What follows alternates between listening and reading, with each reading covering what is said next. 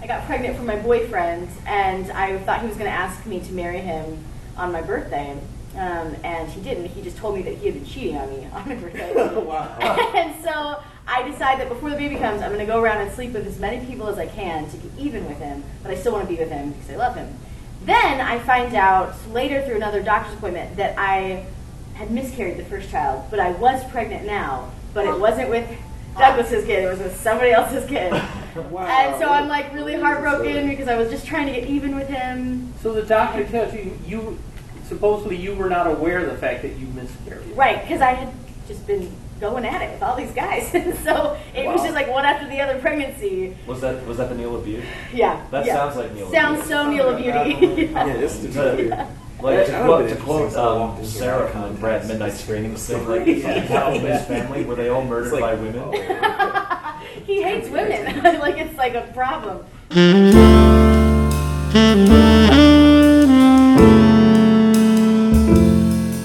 The only time I did not agree with something around my neck was a noose. And I was being tortured by Rachel, like to watch like something. I don't Well, know. we can do this without a noose. Yeah, I was like, we can do this without a Probably noose. don't need the Yeah, noose. because I mean, I know it would have been. I don't know if it would have. I don't honestly know what he was going for in that scene. But like, I'm being tortured because it's like, okay, there's a noose around my neck.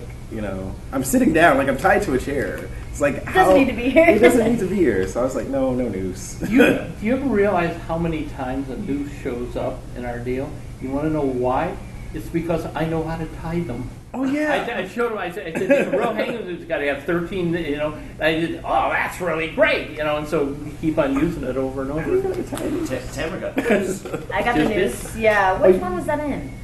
Like the frosted mini wheats parody. Yeah. Oh, Yes. That's right. That's right. And Walter dropped it on my head. He did a great job. That was a perfect drop. Rachel used it in the milk commercial parody. Oh, yeah. When I was like, Which I also love features one of your favorite lines of voiceover work. yeah, milk. What the fuck? Yeah. Yeah, that was fun. Oh man. So good. Yeah.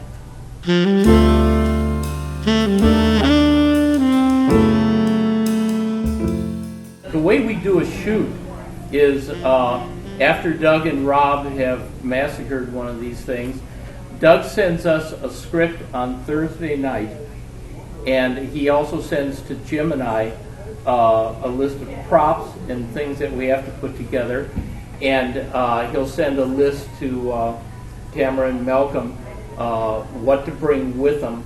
And normally it's Malcolm's are always very simple, you know, bring a suit, bring the devil thing. Tamara's, bring something that looks like a 1932 newsboy. Right? It's like, And after Doug sends those lists out, Jim always texts me. He's like, "You don't have that, right?"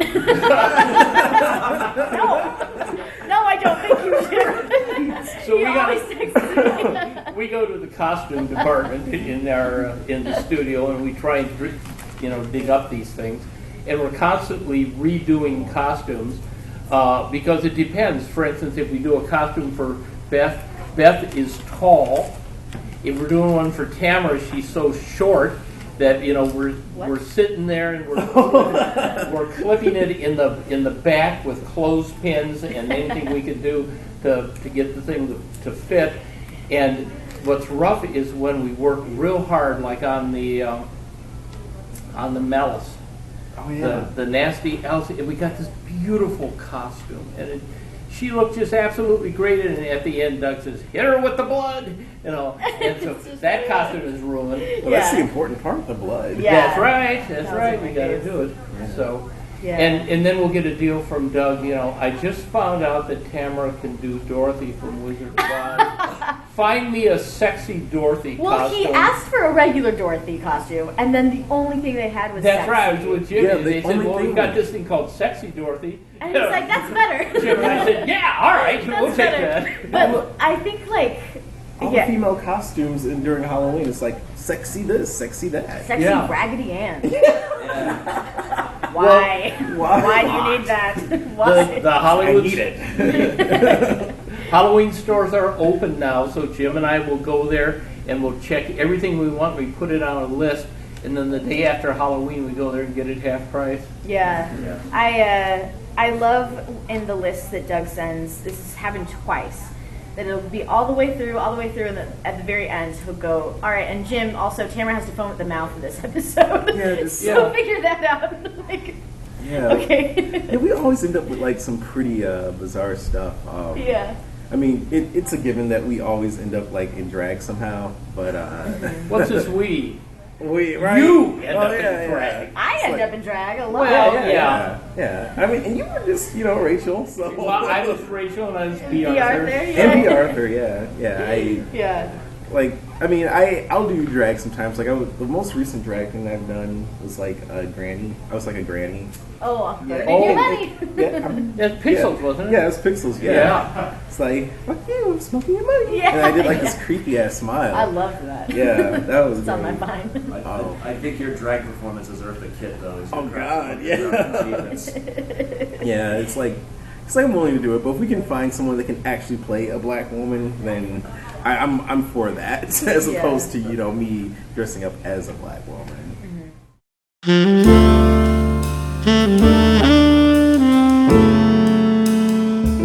The face-off was fun. Doug filmed.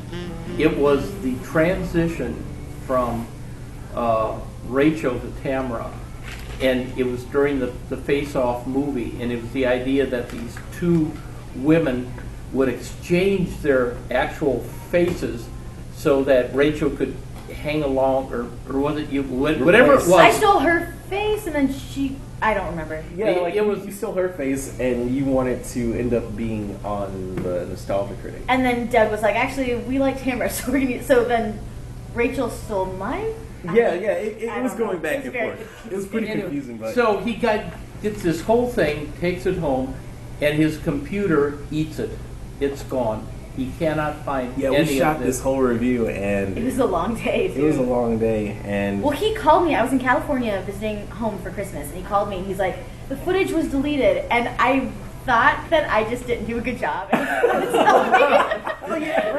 I was like, oh no, I don't think I did good. He just didn't want to show it. no, but then he was like, the footage got deleted. It just got to. We'll try better next time. But like, I was kind of glad though that didn't go through, because I didn't want the first thing with me being like full time on the site to be me like pitted against Rachel, Yeah. because I think everyone loves Rachel because she's amazing, and so I didn't want it to be like, oh, Tamara just killed Rachel off, Yeah, like so I guess now we have Tamara. Yeah, like yeah, 'cause comparisons. I love her so much. And so years later, Doug says, we're going to do face-off.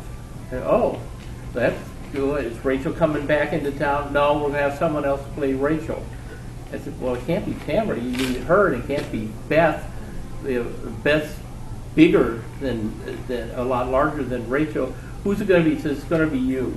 Oh yeah, we decided to do the face-off review again. So we did the face-off review again, and he dresses me up as That Rachel. was so amazing. And I did the Rachel part with Tamara here, and it's on the Awesoming, the latest. It's on the DVD. Yeah. We ran out of copies. Oh, that's right. Yeah, we sold the last one yesterday. Nice. Yeah, Oh well. but it's on the site. If you guys want to see that episode, you can get the DVD. It's on there. He looks just like Yeah, right. Uncanny. Yeah, well, and he even let me keep the beard, but he got this sweater. He said, "Here's the sweater that Rachel wore, and I want you to wear this." And I said, "Doug, there's a difference between me and Rachel." He says, "I don't care. It just barely buttons on there." Yeah. Oh my god. It was great. I sent a picture to Rachel. Like, we recreated that sword gun picture. Oh yeah, Yeah. that's right. And she was dying. God. She was so happy with it. Oh man. Yeah, it was good. So, I'm sorry. I think my favorite performance of yours, though, was in the Pixels review. oh, yeah. Well, he said, you're going to play Brian Cox. I said, Brian Cox? I said, wasn't he that guy from the old movie Deliverance or something? Oh, no. All you got to do is I'm going to write all this dialogue for you. And so on the script, it just says Brian Cox talks. I said, well, where's the dialogue? Well, you can't be understood. That's the whole idea. And so I said, well, what do you want me to do? Make up sounds. And so he said, blustery sounds. You're a general.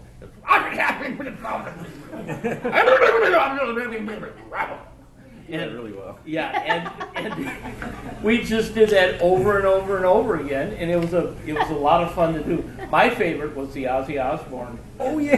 That one was great. I did like that. Yeah, well, it's funny because Malcolm's friend KJ, who played Patty in there, Doug says, KJ, go make up Dad to look like Ozzy Osbourne. She worked out, I've been sitting there a long time and worked on the eyes and everything like that, and we had the wig, we had the big glasses and everything. And I said, I don't know how to do an Ozzy Osbourne accent. He said, you remember that time when you told me to do you told me that you'd really do a good Sylvester Stallone accent? Yeah, I said, yeah. He said, well, it was terrible Sylvester, but it did sound like Ozzy. All Doug did was just say, do the Stallone impression. And he did it, and it came out like Just like Ozzy. So that was an incredible direction. I was like, That's a great director. yeah.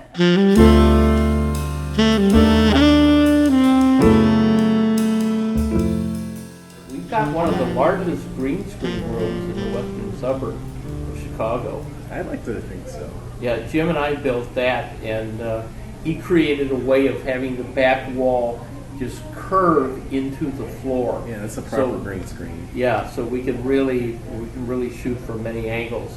We were filming a poker scene recently, and Doug was like, "Where's that old poker table that we had?" And Jim was like, that was turned into the turntable for the Chipmunks review." Yeah, that's right. And Doug was like, okay, so we won't be using that. Yeah. And now it's like this lime green turntable. Yeah. They'll be used for something else, I'm sure. Yeah, Jim yeah. has a way of repurposing things. Everything. Yeah. It's incredible. Nothing goes to waste there. I saw these really cool shoes. They had like a billion like buckles on the side, and I was like, oh man, those are so cool. And the next week I was there, I asked Jim, I was like, where did those cool boots go with the buckles? And he was like, oh, I changed it into this. And he had like torn the buckles off and like plastered them on this thing for this costume. And I was like, oh, okay. Yeah, he does that. All right. Jim is the most creative. I've been doing this for many years, working in theater, and he's the most creative person for making something. Oh, yeah. He can look at a prop, and someone would take a look at it and say, man, I don't know how to make it. Jim looks at it, and he says, colander, yo-yo, slinky, and he thinks in terms of what puts these things together. Jim is like the talent, like the unsung hero of Channel Opera. Yeah, he makes us look so good. It's crazy how talented Jim is. And like he's so great at putting these things together, but he's also, I think, the funniest actor that we have. Jim is one of the subtlest people. He's so subtle. He's so great. Yeah, I strive to be as subtle as him. But like whenever we're directed, it's like, I'm gonna tell him that. I strive to be as subtle as Jim. But no, like the direction is always more and more. Nice to be humble. Yeah. I've reached new heights of humility. So. You know he said that.